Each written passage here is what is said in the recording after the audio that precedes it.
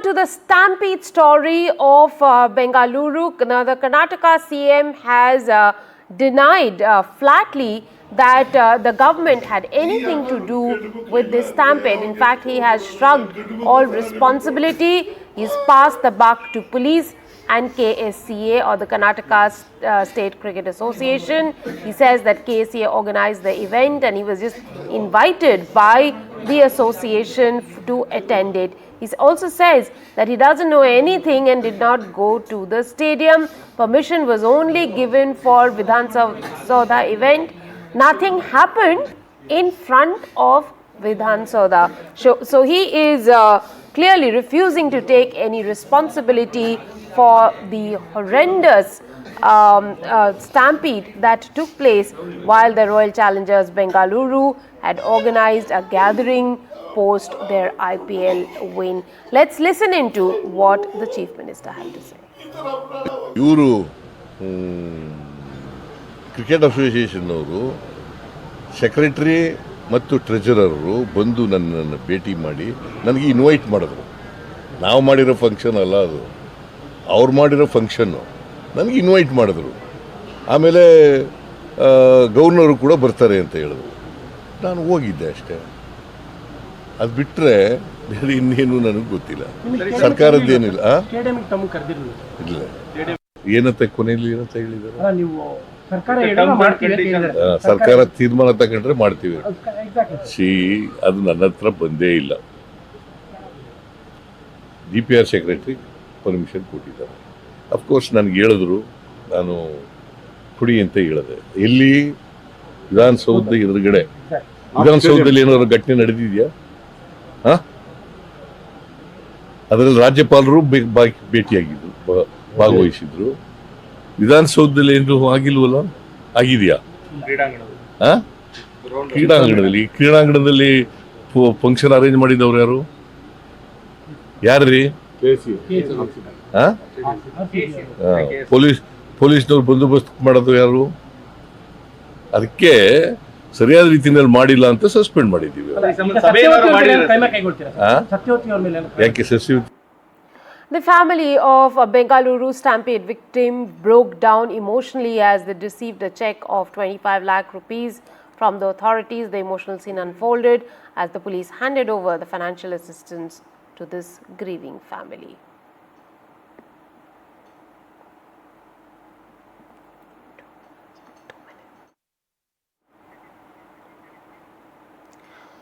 Here's a big update in the Shahs murder case. The NIA will probe the ex-Bajrang Dal leader's murder. MHA has handed over Shahs' murder case to NIA. 8 people have been arrested for Shahs' killing in Bengaluru. He was murdered on the 1st of May 2025.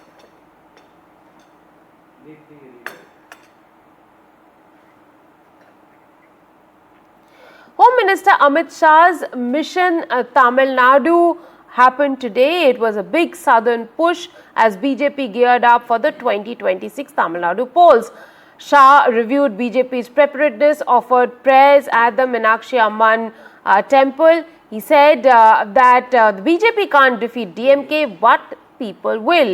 High-stakes assembly election will take place in 2026. Is BJP battle ready for 2026 polls? Let's first listen into what Mr. Shah had to say. ये मुख्यमंत्री जी कहते हैं कि Amit Shah DMK को नहीं हरा सकते।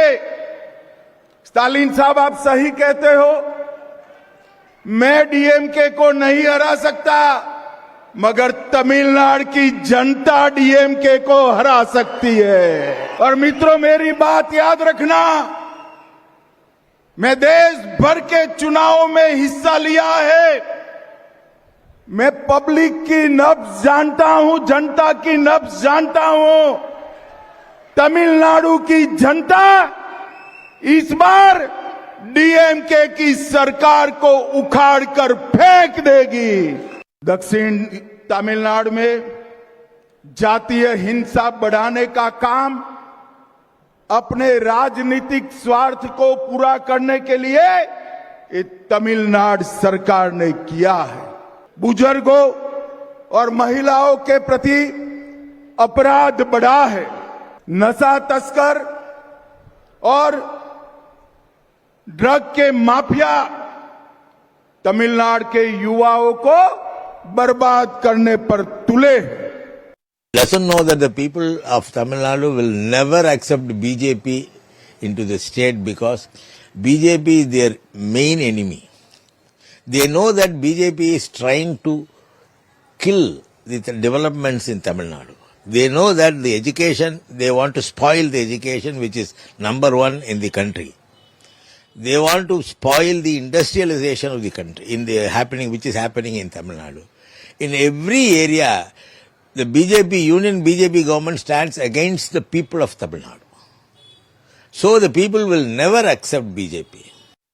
Mathematically, if both had fought the 2024 Lok Sabha elections together, numerically they would have won many seats. That's what they hope, that this alliance would translate into votes on the ground and would be able to capture power. But we'll have to wait and see. But he was confident that, like the way the BJP was able to capture power in states like Haryana, Odisha, Maharashtra, and more recently in Delhi, in 2026, Amit Shah is confident that they'll be able to open their account in Tamil Nadu and West Bengal as well. He called the ruling DMK corrupt, alleging a 39,000 crore scam in the Tasmak sale of liquor. And he also tried to derive political mileage, invoking the Indian government's Operation Sindoor in Pakistan following the terror attack in Pahalgam. And the ruling DMK has shot back, saying the BJP can even wish to form a government in the United States of America, but not in Tamil Nadu. And that on the specific allegation of 39,000 crore rupee corruption, the DMK says the BJP should stop this kind of fanciful allegations. But Amit Shah kept quiet on the issue of the central government stopping or withholding funds for Tamil Nadu for not adopting the national education policy to the tune of 2,152 crore rupees.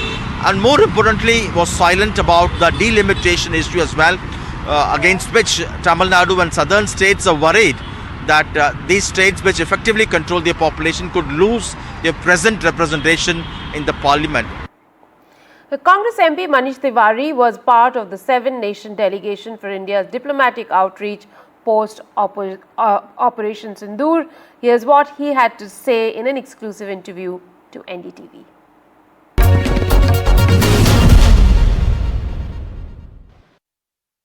Ladies and gentlemen, joining us on the show, on the broadcast, is the Congress MP, Mr. Manish Diwari, who was also part of that member of the all-party delegation which set out to amplify India's response, which was ultimately aimed at protecting our sovereignty, ensuring that such terror acts against the civilians or anyone in this country do not take place again, and more importantly, exposing the nefarious agenda that is being run by Pakistan. Mr. Diwari, welcome to NDTV. Firstly, what is the most significant outcome of this delegation, and do you think we managed to achieve a positive outcome from this? Well, first of all, it is extremely important to understand that diplomacy is about incrementalism, and it is about consolidating the gains of incrementalism. Diplomacy is not a T20 match where somebody wins and loses in the span of a couple of hours. The important thing to underscore is that the story of Pakistan's perfidy against India, which goes back 4.5 decades now, stemming out of the fact that when India intervened to stop the genocide in East Pakistan being perpetrated by the West Pakistani army, and the subsequent creation of Bangladesh has left an institutional scar on the collective psyche of the Pakistani military establishment and deep state. So therefore, the terror which has been emanating out of Pakistan has nothing to do with Jammu and Kashmir, but everything to do with this perceived sense of humiliation that they collectively suffer from.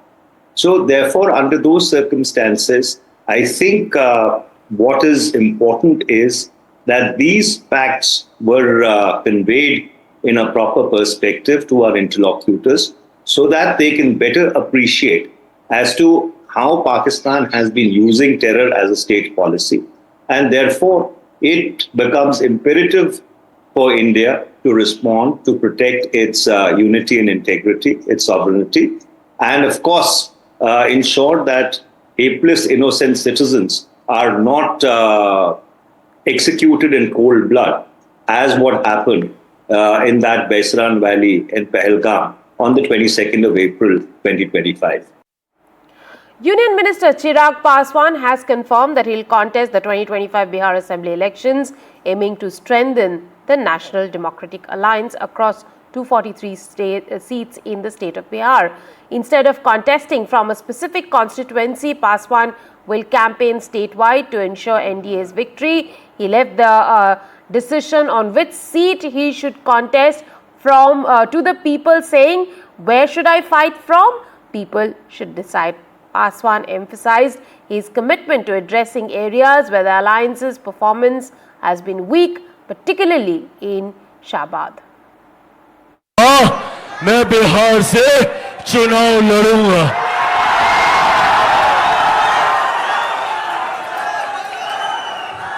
मैं बिहार की 243 सीटों पर चुनाव लड़ूंगा। मैं बिहार से चुनाव नहीं लड़ूंगा, मैं बिहार के लिए चुनाव लड़ूंगा, बिहारियों के लिए चुनाव लड़ूंगा। और अब ये फैसला भी आप ही को लेना है कि क्या चिराग पासवान चुनाव लड़े, और लड़े तो कहां से लड़े, आपका फैसला मेरी सराखों पर। ये वादा आप लोगों से करके जाता हूं। Goa Health Minister Rane scolded a doctor during an inspection, telling him to behave with patience and serve the people. The incident sparked controversy, with the Congress party condemning the minister for using foul language. Federation of All India Medical Association also condemned the minister's behavior, threatening a nationwide agitation if action isn't taken within 72 hours. Erotic BJP minister misusing his powers, misusing his positions, and the way that he has behaved, where he asked him to shut up, he asked him to get out, he said you have to be sacked immediately, he even asked him to put his mask down, I want to see your face, he said get your hands out of your pocket. This is not the kind of language we should use to our doctors, because doctors are doing a noble cause. We condemn this act of Rane, and we demand the Chief Minister, who himself is a doctor. So today, we, Goa and the entire country will see that a doctor who is a Chief Minister cannot protect his own fraternity, then it's a shameful act. That means in India, in Goa, under BJP rule, anything can happen and they don't care for anybody.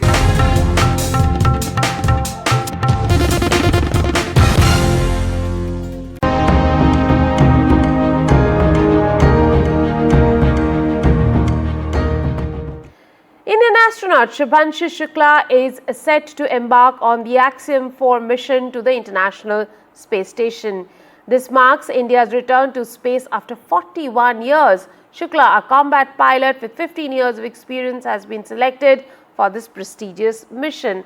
The Axiom space team has praised Shukla, describing him as an operationally savvy and wicked smart.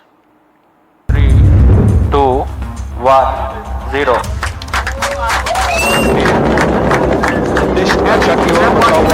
Wing Commander Shubhanshu Shukla. This was the first time we saw Group Captain Shubhanshu Shukla, now the poster boy of India's growing space ambitions. Born in October 1985 in Lucknow, Shubhanshu Shukla's journey to the stars began in the classrooms, where he was inspired by the heroics of Indian soldiers during the Kargil War. Determined to serve his country, Shukla cleared the UPSC National Defence Academy examination and earned a Bachelor of Science in Computer Science from the National Defence Academy in 2004. commissioned into the Indian Air Force's fighter stream in June 2006. Shukla quickly distinguished himself as a combat leader and test pilot. With over 2,000 hours of flight experience across aircraft like the Su-30 MKI, MiG-21, MiG-29, Jaguar, Hawk, Dornier and AN-32 among others. In 2019, Shubhanshu was shortlisted by the Institute of Aerospace Medicine for ISRO's Astronaut Training Group. In 2024, Prime Minister Modi officially announced his name as one of India's 4 astronaut designates for the Gaganyaan mission, marking a new chapter in India's space ambition. Now as pilot of the historic Axiom Mission 4, Shukla is set to become the first Indian government-backed astronaut to visit the International Space Station in 41 years, following the footsteps of Rakesh Sharma. Group Captain Shubhanshu Shukla, this is your first sortie into space. How confident are you of pulling it off? And also, how confident are you about having a happy landing or a happy splashdown? Namaskar, Baglaji. Thank you for your question. You're always humorous, and that lights us up here back in Florida. Yes, this is my first sortie to space, and the past 1 year we have been training rigorously for this mission itself, and I can say that we have experienced a lot of different aspects or facets of this mission, theoretical studies, doing simulator training, and as Tibor was mentioning, undergoing various protocols of underwater survival and emergency egress. And having done these activities over the past few months, repeatedly, again and again, I feel very confident, not just in my ability, but in the ability of this team. And yes, there was a time when happy landing was appropriate for whenever I landed the aircraft. But I have switched over to happy splashdowns now. So I would, willingly accept that. Shubhanshu Shukla's journey from Lucknow to the International Space Station represents the dreams of a nation reaching for the stars. Pallav Bagla's report for Everybody NDTV. comfortable with that? Just remember,